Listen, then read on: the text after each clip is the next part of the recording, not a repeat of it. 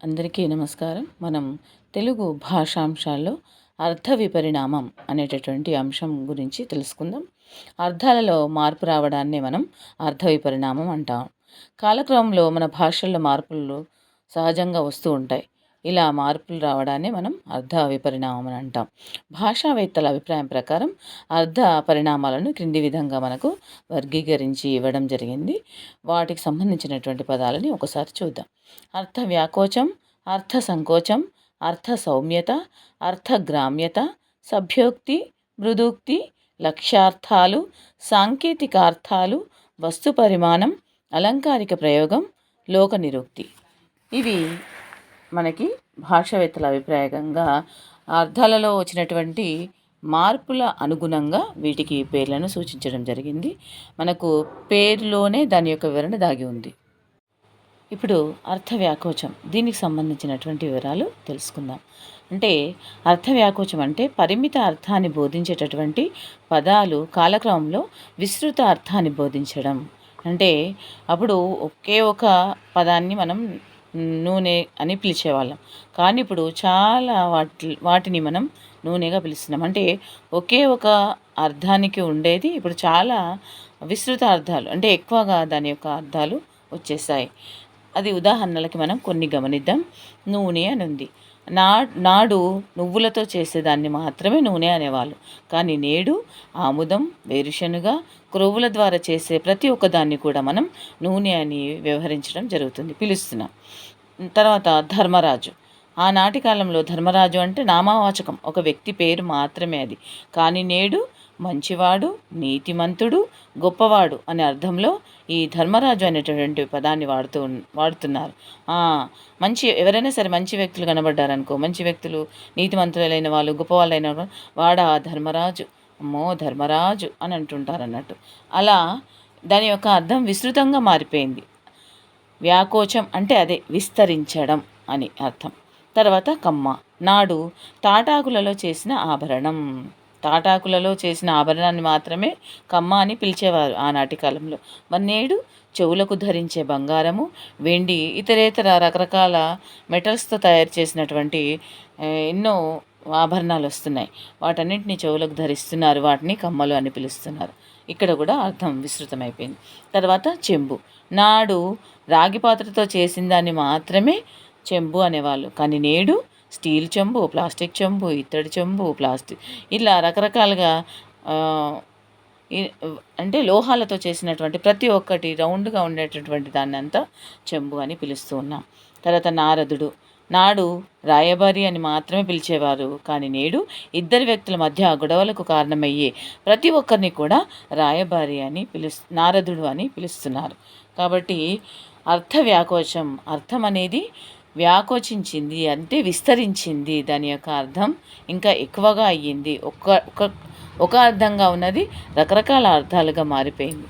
కాబట్టి ఇలా విస్తరించి ఉన్నటువంటి దానిని మనం అర్థ వ్యాకోచం అని పిలుస్తాం. తర్వాత అర్థ సంకోచం, దీనికి సంబంధించినటువంటి వివరాలు తెలుసుకుందాం. విశాలమైన అర్థంలో వాడబడే పదం సంకుచిత అర్థంలో వాడడం. చూడండి, అర్థ వ్యాకోచం, అర్థ సంకోచం.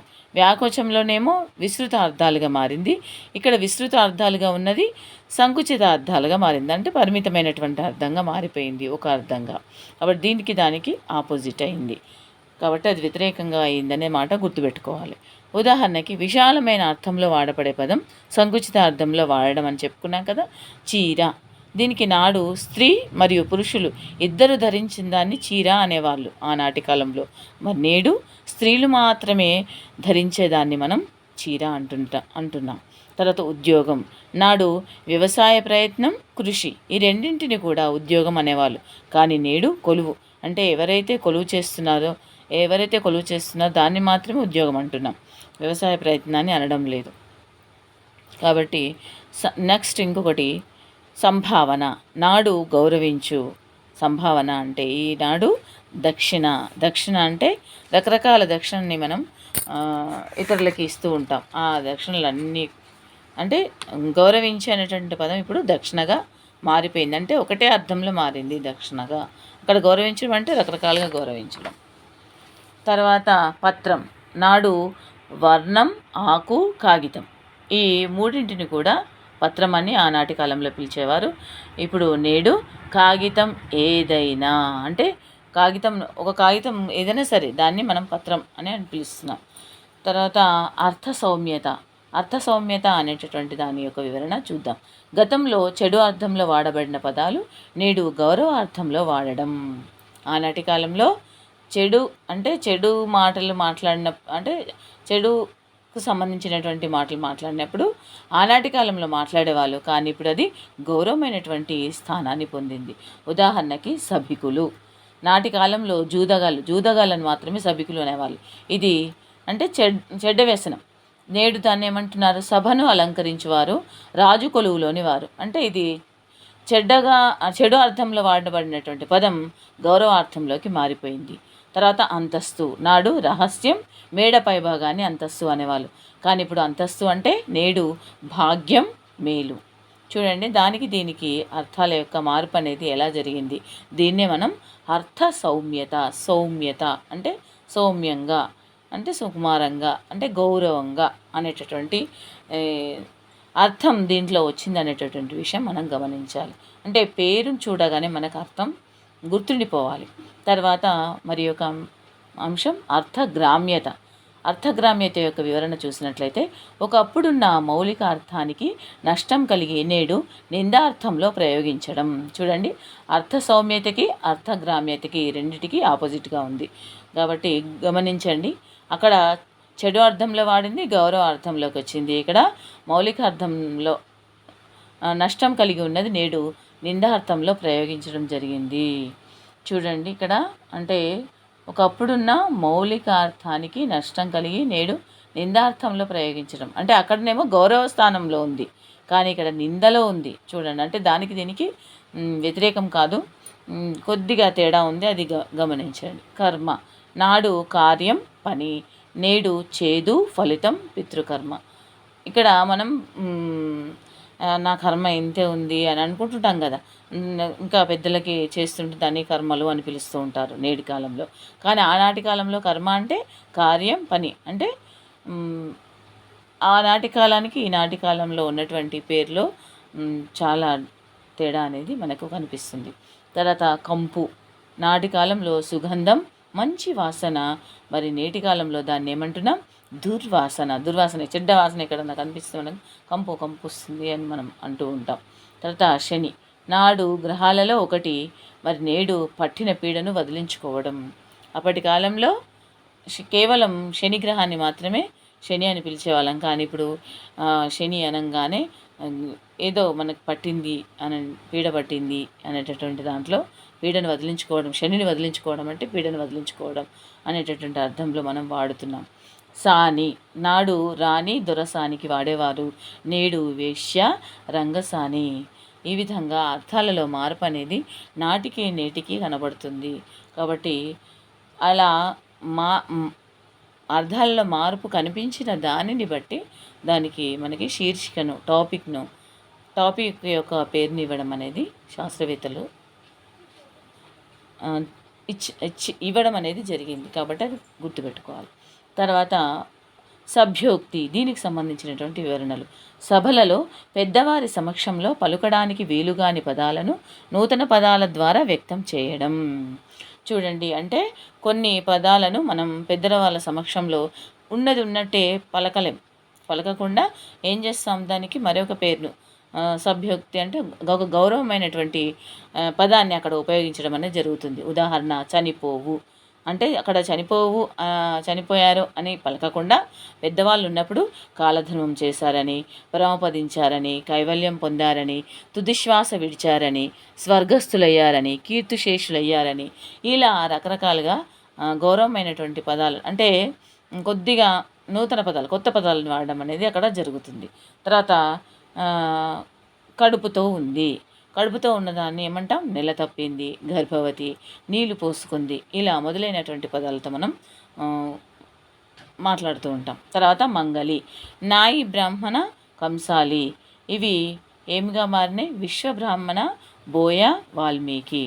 ఇలా అలా అంటే మంగలి అనే వాళ్ళని మంగలి అనకుండా నాయి బ్రాహ్మణ అని, లేదా కంసాలి, లేదా విశ్వబ్రాహ్మణ, లేదా బోయ, లేదా వాల్మీకి. ఈ విధంగా అంటే కంసాలని విశ్వబ్రాహ్మణ అంటారు, బోయవాన్ని వాల్మీకి అని పిలుస్తూ ఉంటారు. అట్లా రకరకాలుగా మార్పులు అనేవి జరిగాయి. తర్వాత మృదూక్తి, కఠినమైన భావములను మృదువుగా చెప్పడం. మృదూక్తి పేరులోనే కనబడుతుంది మనకి. అంటే కఠినం అంటే ఇప్పుడు ఎక్కడైనా సరే గాలికి దీపం మారిపోయింది అని అనుకోండి, దాన్ని మనము అలా అనకుండా దీపం కొండెక్కింది అని మృదువుగా చెప్తూ ఉంటాం. తర్వాత ఎక్కడైనా సరే మంగళసూత్రం కొద్దిగా డ్యామేజ్ అయ్యింది అనుకోండి, అక్కడ దాన్ని అలా చెప్పకుండా మంగళసూత్రం పెరిగింది అని మృదువుగా చెప్పడం అనేది జరుగుతుంది. ఇలా మృదూక్తిలో మనం మృదువుగా మాటల్ని, కఠినమైనటువంటి మాటల్ని మృదువుగా చెప్పడం. తర్వాత లక్ష్యార్థాలు, నాడు ఒక అర్థంలో ఉన్నది నేడు వేరొక అర్థంలో వాడటం. పూర్తిగా దాని యొక్క అర్థమే మారిపోయింది. చూడండి ఇక్కడ ముష్టి, నాడు పిడికిలి అన్నాం, నేడు భిక్షం అన్నాం. పిడికిలికి భిక్షంకు చాలా తేడా ఉంది, గమనించండి. తర్వాత సూది, నాడు బట్టలు కుట్టేదాన్ని సూది అన్నాం, నేడు డాక్టర్లు వాడేటటువంటి దాన్ని సూది అంటున్నాం.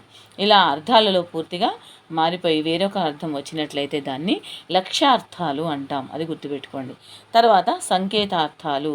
సంకేతార్థాలు అంటే విజ్ఞానపరంగా ఒక అర్థం, జన వ్యవహారంలో మరొక అర్థం ఇవ్వడం. చూడండి, సంకేతం దాని పేరులోనే కనబడుతుంది. ద్రవ్యం అన్నామనుకో, ధనం, డబ్బు, ఇది ఒక సామాన్య అర్థం. మరి దీనికి ఆధునిక విజ్ఞానం ప్రకారం పదార్థం అని పిలుస్తూ ఉంటాం. అలా కాకుండా ఇంకా వేరేవి కూడా మనం గమనించవచ్చు. అయితే చూడండి, ఇక్కడ సామాన్య అర్థానికి ఆధునిక విజ్ఞానం ప్రకారంగా చెప్పడంలో తేడా అనేది ఉంది. ద్రవ్యంకి ధనం, డబ్బు అని సామాన్య అర్థంలో అంటే, పదార్థం అని ఆధునిక విజ్ఞాన ప్రకారం అంటూ ఉంటాం. కాబట్టి ఇక్కడ వస్తు పరిణామం అని మరొకటి. వస్తువులలో పరిమాణం చెందడం. పరిణామం, వస్తువులలో పరిమాణం చెందడం. అవి ఉదాహరణకు చూడండి, ఆయుధం అంటే నాడు విల్లు, గద, కత్తి, ఖడ్గం. మరి నేడు చేతిలో ఉన్న ప్రతి ఒక్కటి ఆయుధంగా స్వీకరిస్తారు. చూడండి, ఆయుధానికి వస్తు పరిణామం, వస్తు యొక్క పరిణామం మారింది. కాబట్టి ఇక్కడ అర్థం చేసుకోండి, విల్లు, గద, కత్తి, ఖడ్గం అని ఆనాడు ఆయుధంకు ఉండే, ఈనాడు చేతిలో ఉన్న ప్రతి ఒక్కదాన్ని మనం ఆయుధం అని పిలుస్తూ ఉన్నాం. అలంకారిక ప్రయోగం, దీనికి సంబంధించినటువంటి వివరణ. అలంకారయుక్తంగా కొన్ని పదాలు ప్రయోగించడం. అవి ఏమిటి? తీపి మాటలు, పచ్చి అబద్ధం, పులి గిలి. అంటే ఉపయోగించేటటువంటి పదాలను మనం అలంకారిక ప్రయోగం అంటాము. ఇటువంటి పదాలు దీని కోవకు వస్తాయి. తర్వాత లోక నిరుక్తి, వాస్తవమైన పేర్లలో మార్పు రావడం. అంటే ఉన్నటువంటి పేరుకు మరొక పేరు. మొక్కజొన్న, దీనికి మక్కా జొన్న, ఇది వాస్తవమైన పేరు, దాన్ని ఏంగా మారింది? మొక్కజొన్నగా మారింది. కర్రెపాకు, ఈ కర్రెపాకు యొక్క వాస్తవమైన పేరు కరివేపాకు. అంటే వాస్తవమైన పేర్లు మరొక రకమైనటువంటి పేరుకు మారిపోయాయి అన్నట్టు. ఆ విధమైనటువంటివి వాటిని మనం లోక నిరుక్తి అని పిలవడం అనేది జరుగుతుంది. కాబట్టి ఇక్కడ మనం ఇన్ని అర్థ విపరిణామాలకు సంబంధించినటువంటి పేర్లు, వివరాలు, దానికి సంబంధించినటువంటి ఉదాహరణలు తెలుసుకున్నాం.